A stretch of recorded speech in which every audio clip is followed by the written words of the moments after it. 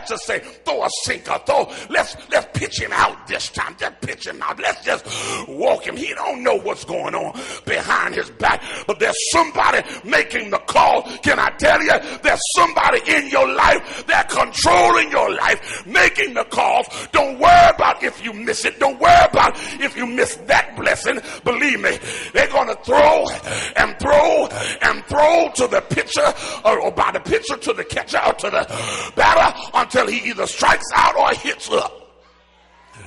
Can I tell you, don't worry about if you missed it the first time. God's still there saying, throw something else. Throw something else. You threw a funeral, throw ICU. It's all right. I got him. I'll catch him. Don't worry about it. I'm catching him. It'll be all right. Throw sickness. It's all right. And let me tell you, God is such a merciful God, and he's so in control. After he's thrown enough funerals and thrown enough ICU situations and thrown enough sick situations and thrown enough unemployment situations, listen, let me tell you what the Lord will do. He will sometime make a call that's easy for anybody to handle. And there you see the ball go over the fence. The idea is God sometime make a call that's even easy for you to handle, and it's a getting over day. It's a wonderful time, but you got to understand that everybody strike out sometime, everybody foul out sometime, everybody mess up sometime, everybody swing too low sometime, or swing too high, or swing too early, or swing too late. But I'm here to tell you, God is right there controlling the affairs of your life, and if you keep on missing, he'll give you a freebie, some that you can handle, and you can send your life sailing. But you got to understand, God is in control. He makes the calls on your life. He makes the calls. The picture just agrees. That's it. Yeah. Or he says,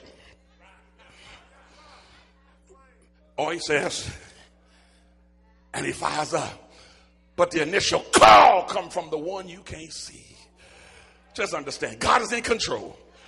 Don't worry about what you can't see. Don't worry about what you don't know. God is behind you, and he'll handle everything come your way. In a but God moment, there's always a control. God makes every call. But there's also a correction. In a but God moment, there's always correction. God is in the business, and he is about turning our lives around. God starts a turnaround in our lives. In every turnaround in our lives is not to confuse us, it's to redirect us, it's to correct us, it's to straighten out our mess. I've gotten used to using navigational tools when I drive because I'm directionally challenged. And I'll walk up in the mall, drive up in the mall, and pull to the driveway and don't know whether I'm supposed to go left, right? Don't tell me turn east. I don't know where east is. Don't tell me go west. I don't know about no west. But thank God for navigational tools that don't want to confuse us, but it has the idea, let me get you to where I need you to be. And if you trust me, I ain't playing with y'all. Even when you've gone wrong, I'll correct you and redirect you. But you got to listen to the one that's in your life, bringing correction to bring greater direction into your life. God ain't trying to correct you because that's just how he get his jollies. He's bringing correction because you need better direction.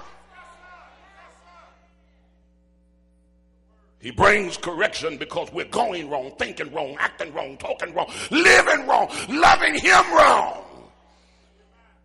So he says, you're going the wrong. Oh, man, I was going to Ypsilanti. Never been to St. Joseph Hospital in Ypsilanti the other day, going to see young Brother Graham, and turned it on and told me where to go up. And I just thought I knew I'd be all right. And when I missed the exit, it wasn't frustrated with me. I thought it was kind of frustrated because she was talking kind of hard one second. And let me share this with you. I began to take it personal. Barbara and I was talking about it. I said, dang, she's talking kind of hard, ain't she? But you got to understand, they don't care nothing about your feelings, first of all. Second of all, they don't know you like that. Neither is it wired to have a concern as to whether or not you appreciate the direction they're going. All they want to do is come on and say, you missed your exit, go up a quarter of a mile or 2 miles over, or turn around or take a whatever. Stop thinking that God got an attitude every time he want to redirect you. I mean, Barbara and I, we actually talked about that. We said, dang, she's talking kind of hard, ain't she? Turn here, turn here, turn here. It's kind of like, do she know me?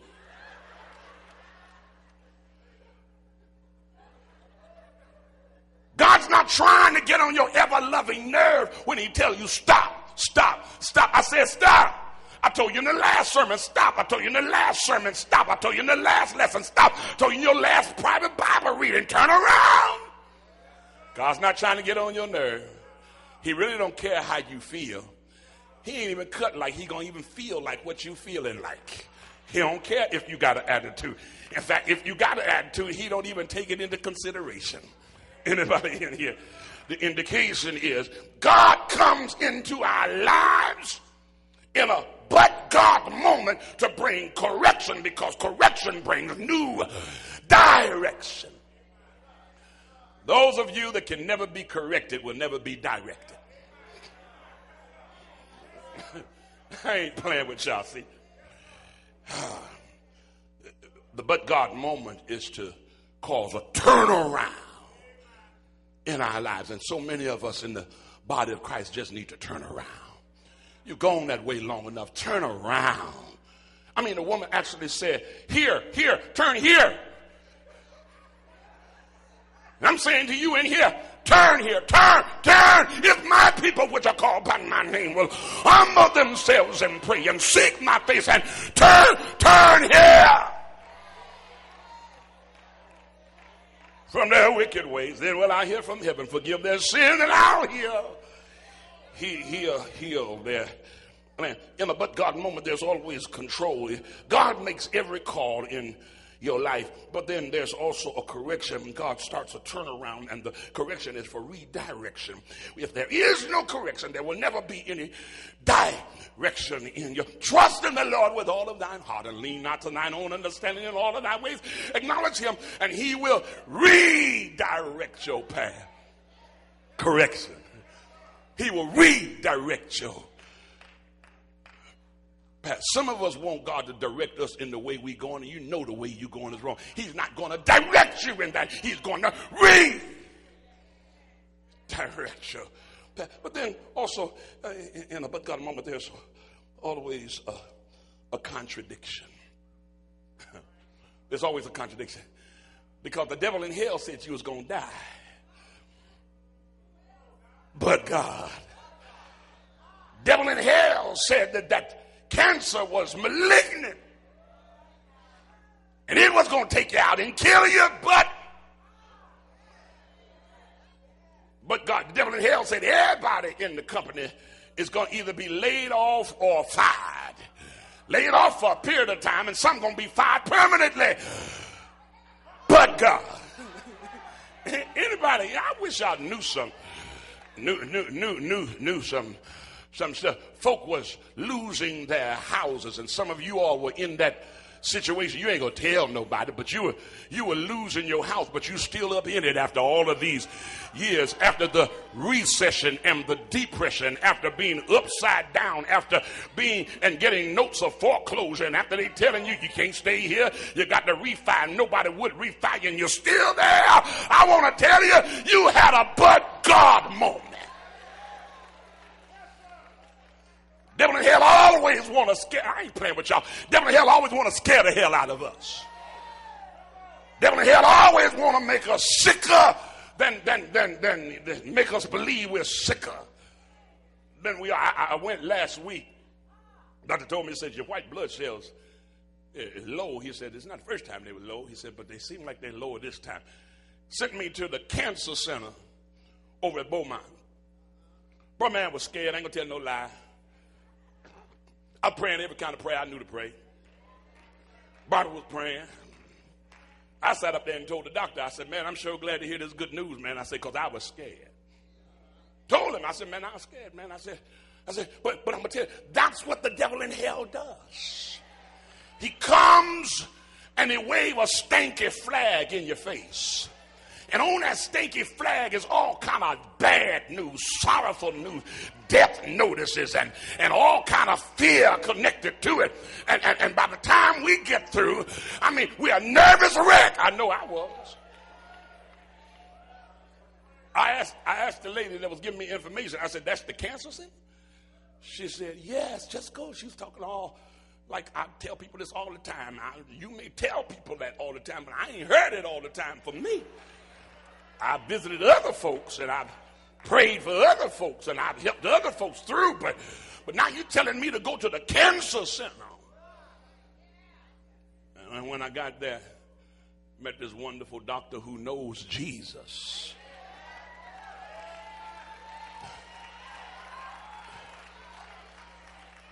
I just got out of my anniversary. I wish y'all could have been there and heard the tribute that he gave me. He asked me, he said, what do you do for a living? I said, I'm a pastor. Looked at me and said, you the man.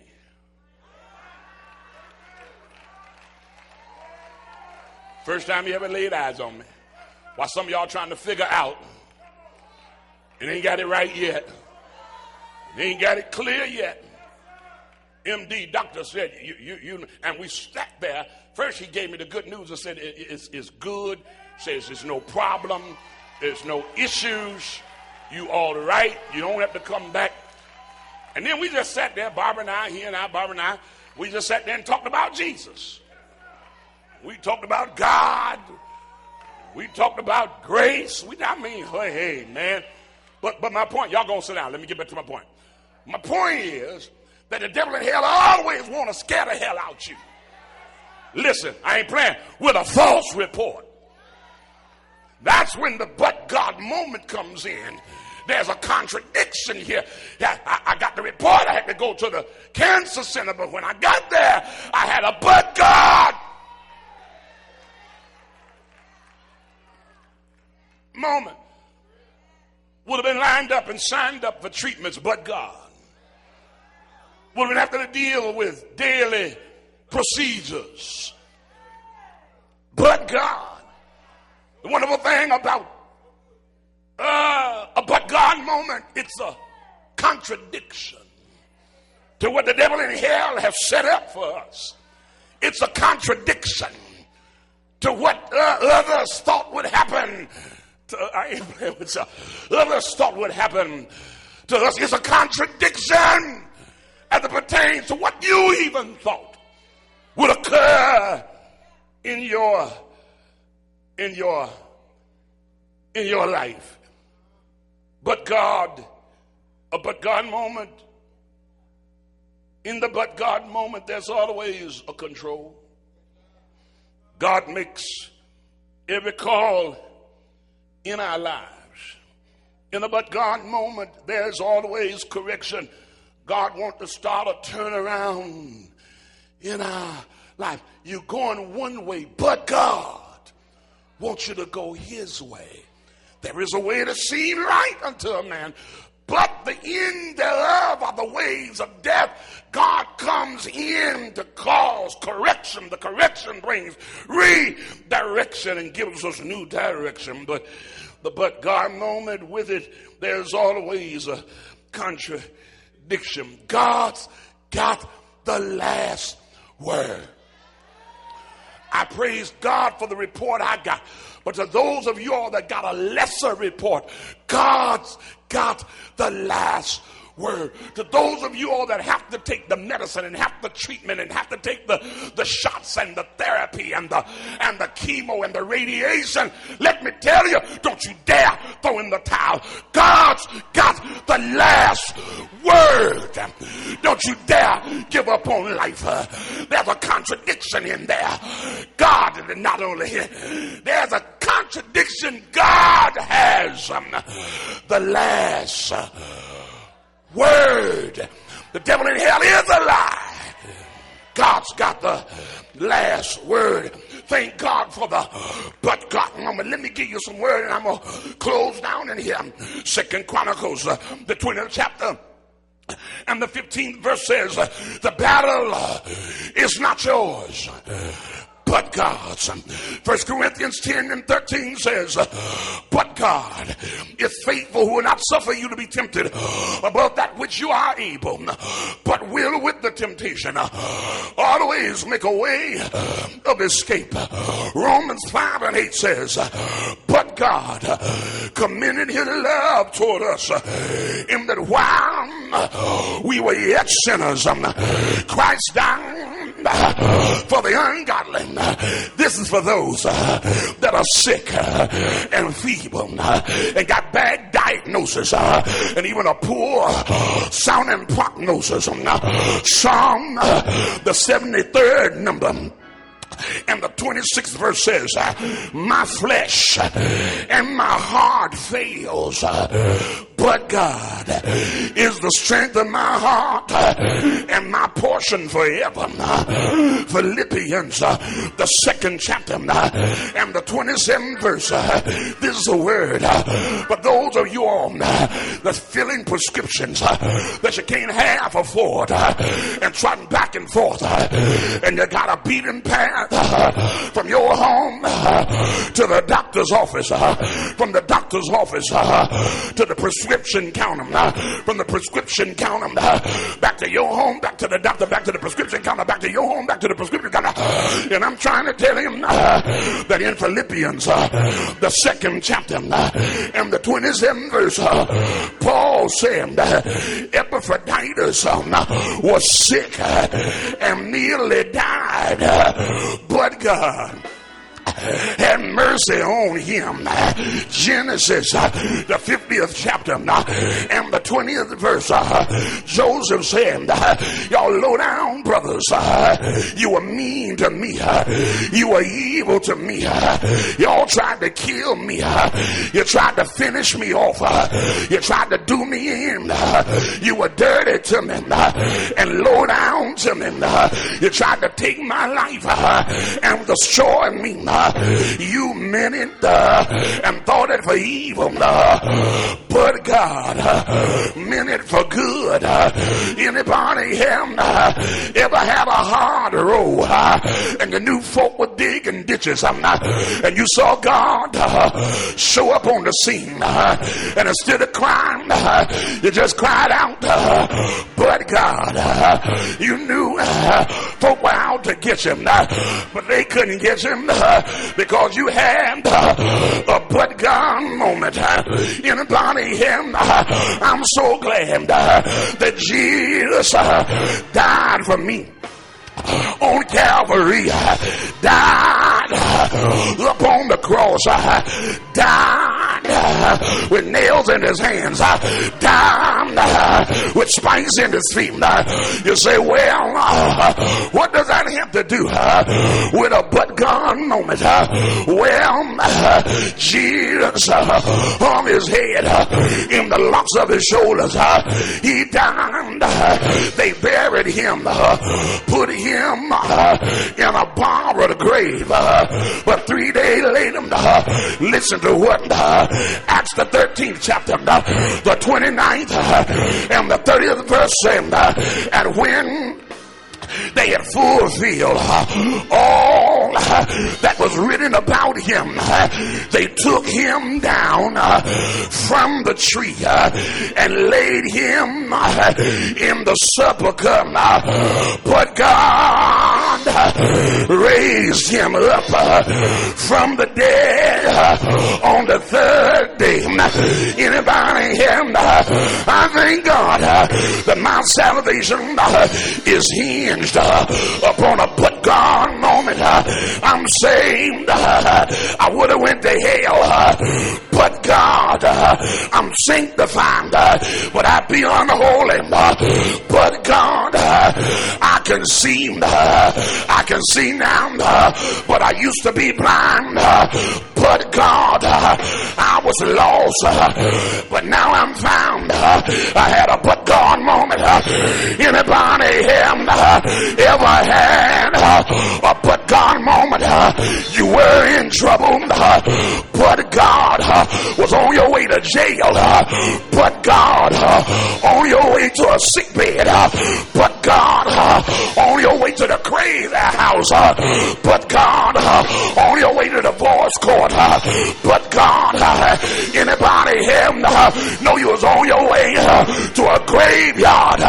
But God, anybody here know we're gonna make him because we got God on our side. I'm so glad to announce this morning I had my but God moments. I'm so happy I can announce in here that every now and then I have me a personal but God moment. Anybody here know if it had not been for the Lord who was on our side? Anybody here know that God holds us, he helps us, he keeps us? Anybody here know that God is the strength of my life? Anybody here know that you made it? You made it. You had a but God moment. You're still here. You had a but God moment. Anybody here that ever had a but God moment? Shout but God. Shout but God. Shout but God. Hey! The door.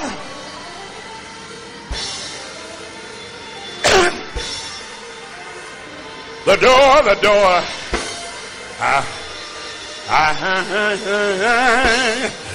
The door of the church is open.